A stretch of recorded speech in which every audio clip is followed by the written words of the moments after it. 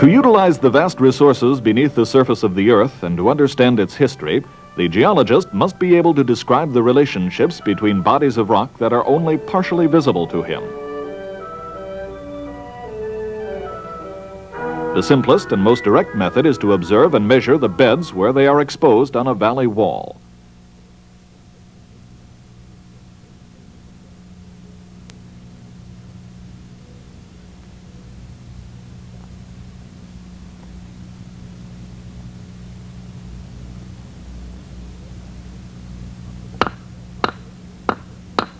Observation tells us that the oldest bed is metamorphic rock.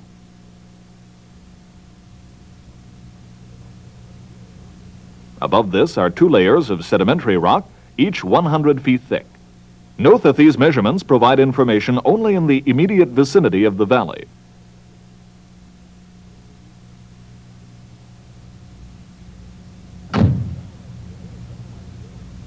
To get a general idea of the structure of the Earth where direct measurement is impossible, scientists conduct seismic surveys.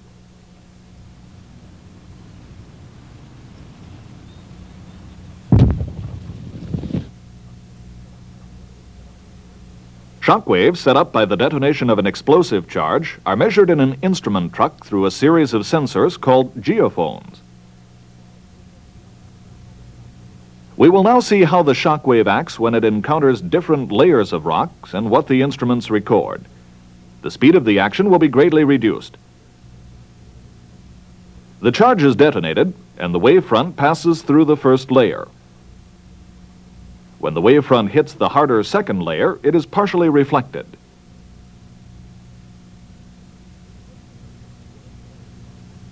The original wave is recorded directly by the geophone and is called a refracted wave.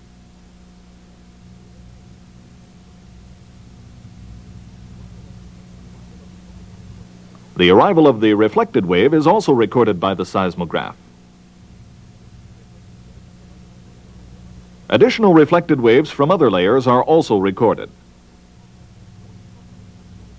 Knowing how fast shock waves travel through rock and knowing the interval between reflected waves, geologists can construct a general picture of the rock layers below.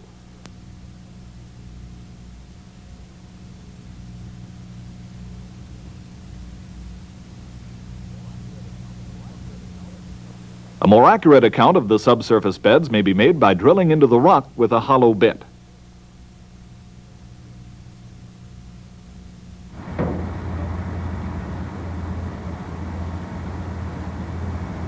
In the drill pipe is a core of rock that can be removed and studied on the surface. Sections of the core are measured to determine the thickness of each bed and tested to identify the types of rock present.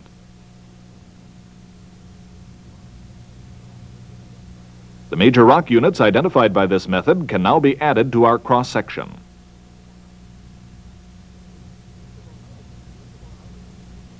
Much of our knowledge of the Earth's crust has been obtained through the study of exposed structures, seismic exploration, and the study of cores.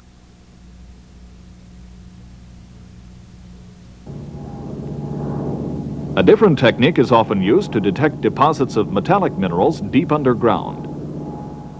The magnetometer, an instrument that measures the direction and strength of the magnetic field, is flown systematically over an area.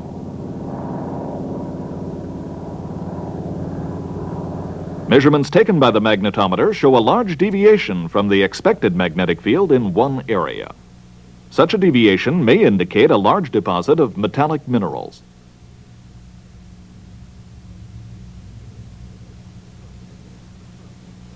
This is confirmed when a shaft is dug and laterals are extended into the deposit.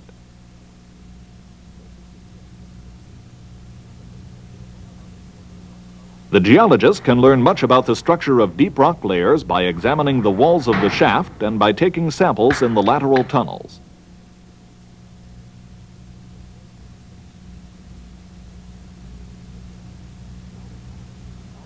This information can now be added to the cross-section. In addition, an ore deposit was located in the body of intrusive igneous rock.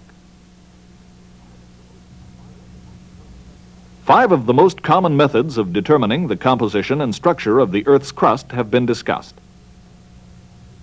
They are direct observation, seismic exploration, studies of cores, magnetic surveys, and observations in mines. There are other methods, but they all result in some type of 2- or 3-dimensional model. Some interpretations look like this. Others look like the model you have in front of you.